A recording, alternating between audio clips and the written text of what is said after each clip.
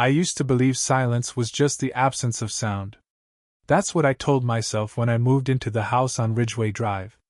Small town in upstate New York. Population under 5,000. The kind of place where nothing ever happens, and everyone pretends that's a good thing. The house was cheap. Too cheap. But I didn't care. I had just finalized my divorce. I needed somewhere quiet. Somewhere that didn't ask questions. The first week was normal. Boxes. Dust. Old house noises. Pipes knocking. Wood settling. Wind moving through gaps that shouldn't exist anymore. I slept better than I had in months. The first thing that felt wrong wasn't a sound. It was timing. I noticed it late one night while washing dishes. I dropped a fork into the sink. It hit the metal. And then, a fraction of a second later, I heard the sound. Not echo. Delay.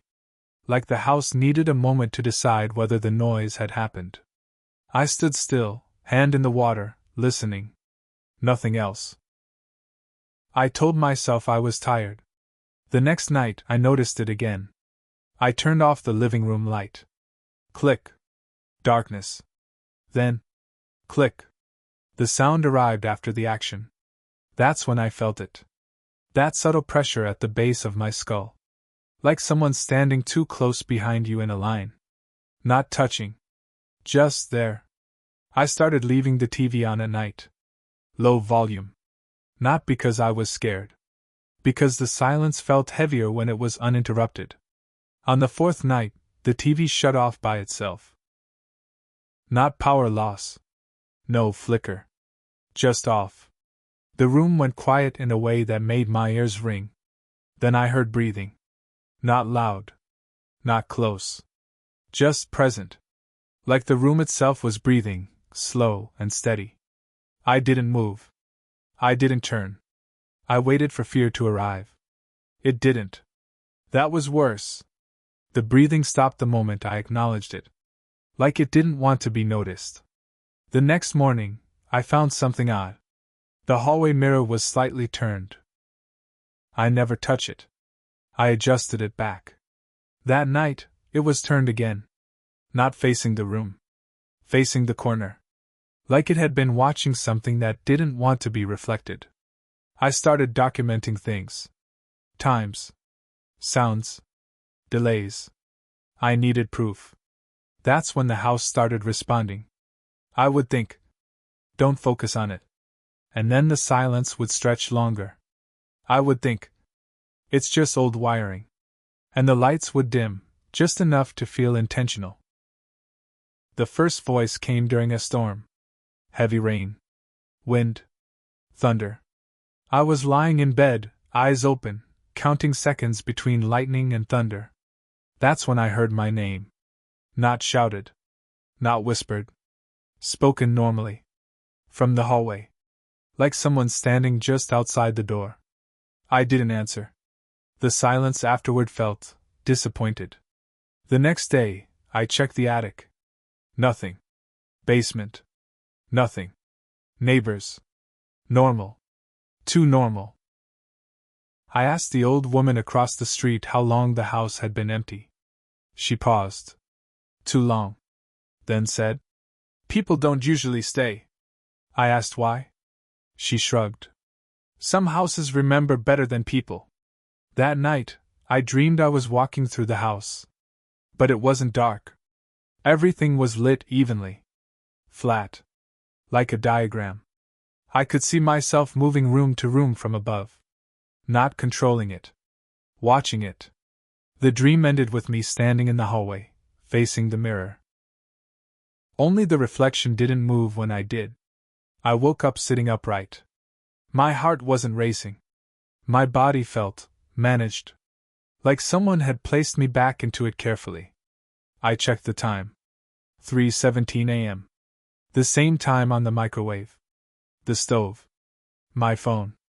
No drift. Perfect synchronization. That's when I realized something was pacing me. Not following. Matching. Over the next week, my memories started arriving late. I'd react emotionally before I remembered why. I'd feel regret before the mistake, relief before the danger. Cause and effect began to slide out of order. One afternoon, I found muddy footprints by the back door. Bare feet. Too large to be mine. They didn't lead inside. They ended at the threshold. Like whatever made them didn't need to cross. The house didn't need permission. I tried leaving. Packed a bag. Keys in hand. Standing by the door. And I froze. Not physically. Mentally. Like the idea of leaving had to be approved.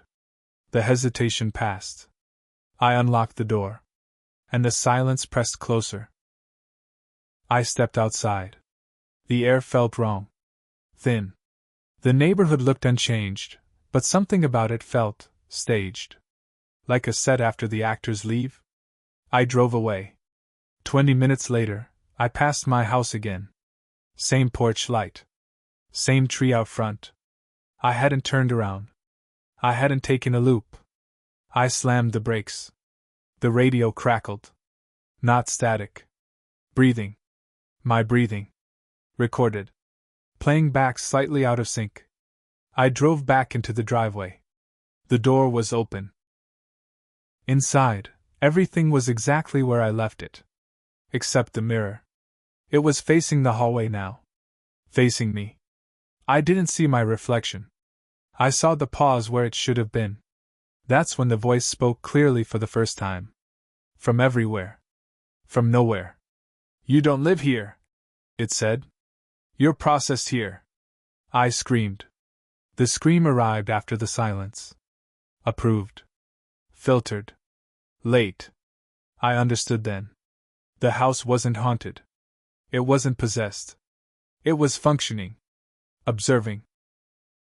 Learning. Using consciousness as a lens. I wasn't the first.